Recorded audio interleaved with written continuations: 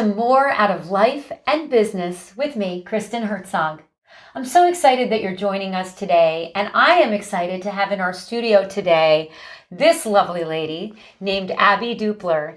And Abby has quite a story to share with you, one that I hope will encourage and inspire you, and about her own specific journey. So thank you so much for coming out today. Thank you for having me, Kristen. Oh my gosh. It's an honor to be here. Well, thank you.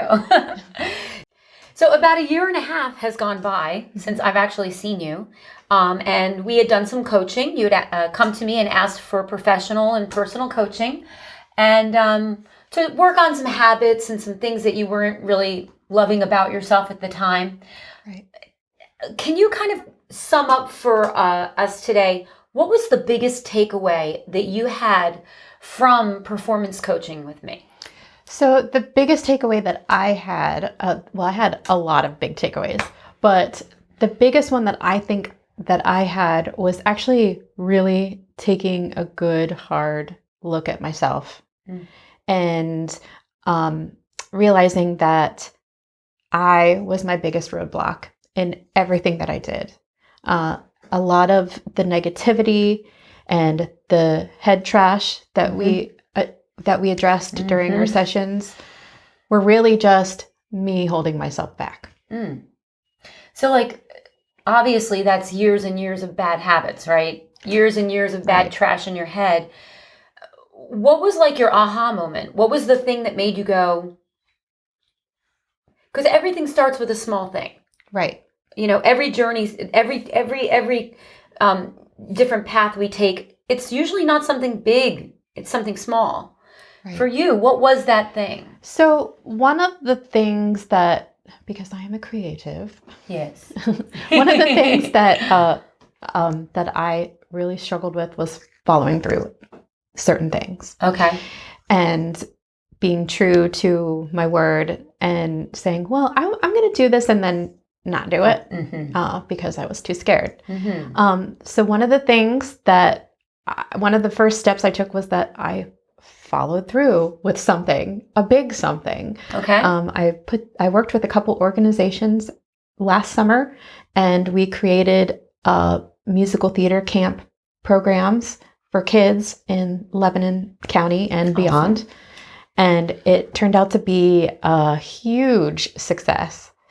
And just because I did a few things and followed through, it really built my confidence. Yes. And made me see what I'm capable of doing. That's right. That's right. So you were building a confidence, became that foundation of feeling like you could do more.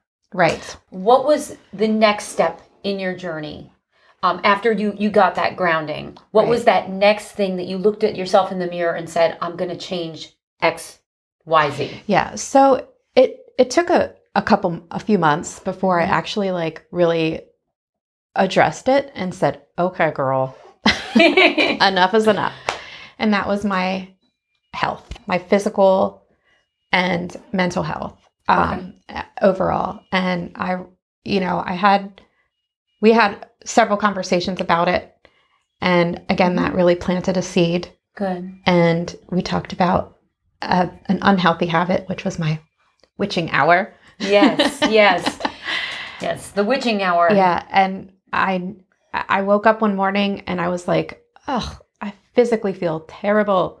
So what tell us a little bit about where you were at with your body at that time and what is the witching hour? Okay. So where I was at with my body at that time was morbidly obese. I was 243 pounds, and at 5'2", that's a lot of weight to be carrying around. And it was really beginning to affect me physically. So I noticed that my joints hurt. I was tired all the time. There was a certain time of day where I would just completely crash and I couldn't even keep my eyes open. And my blood pressure was being affected at a pretty scary level. And I woke up one morning and I said enough is enough. And I started to make that change. Now, when we talk about the witching hour, that was a term that we came up with during our coaching sessions. Yes, it was. Where, in order to, kind of comfort myself, I would go down in my little family room at night, and I would pretty much eat an entire charcuterie board by myself and drink lots of wine and have a little party. Every night? Yeah, every night. Mm-hmm. And so that day you said, I'm making a change. What was that like that first night for you? Like, with all of our habits, we go into autopilot, right? Right. You go to the fridge, you go to your wine cellar or whatever. Mm-hmm. What was it like to actually go from thinking that in your head to actually following through with denying yourself something that brought you comfort at that time? Well, I'm not going to lie. It was scary. It was scary. It was very scary because I was so used to it for so long, and it felt good at the time that I was doing it. Mm-hmm. And even though I would wake up every day feeling like I got hit by a truck, I would just go back to it every night. Wow. So that was scary. What did you do in the place of it during that time? So I developed an eating plan, or I went on a healthy eating plan. And, I was like, okay, I get 2 snacks. I have 2 extra snacks. I'm going to save those 2 extra snacks for at night. Oh, okay.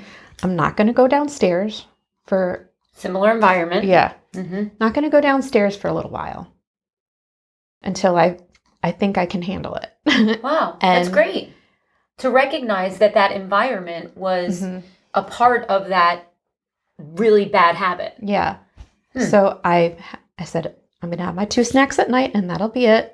And then I'm going to go to bed and I'm going to get a good night's sleep so that I can wake up the next day and feel good. So now, when did this true excitement for health, when did this really start tracking for you? And how? Who was involved in that process with you? Yeah, so I noticed that a really great friend of mine, she had lost 65 pounds in 6 months. Wow. And she was a coach for Optavia. Mm-hmm.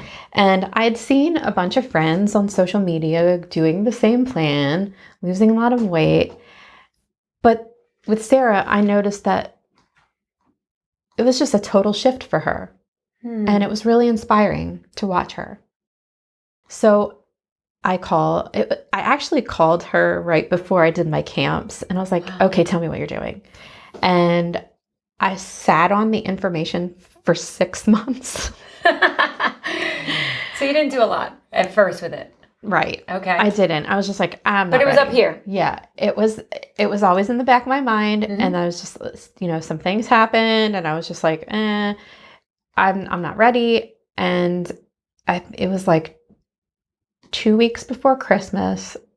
I was going up to New York to see a show. I knew I had to walk around, and I knew that walking was going to make me feel horrible. Wow. So I called her and I was like, this is crazy. And I called her and I was like, okay, I'm ready. Sign me up. And the week before Christmas, I started. Oh my word. What a great week to start a diet I know. plan. Well, we talked about several options and I was just like, no, I'm not going to make excuses, because if I say, oh, I'm just going to wait till after the holidays, or I'm just going to wait for this, I'll never do it. Right. So I'm going to start the day after I get my box of food, and that's it. So I did. 8 months later and 108 pounds lighter, here I am. I love it. And this isn't just a weight that's come off, but girl, you've got some guns going on there, aren't you? Oh, yeah. Can we get... Wow. I wouldn't want to get in a fight with her at this point.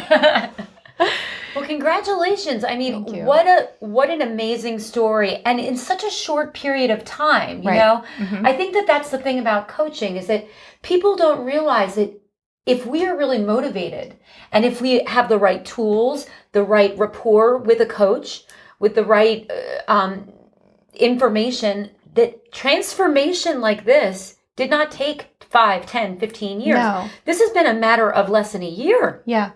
And what a testimony that is for people listening, that you don't have to continue in the way that you are. There is a way to get healthier, mentally healthier, emotionally healthier, spiritually healthier, because we are all of those things. Right. You know? Yeah. And just staying focused on what you're doing. Like, it doesn't mean that you have to, like, never eat a piece of cake or, you know, Right. like, never Deny treat yourself. or- Yeah.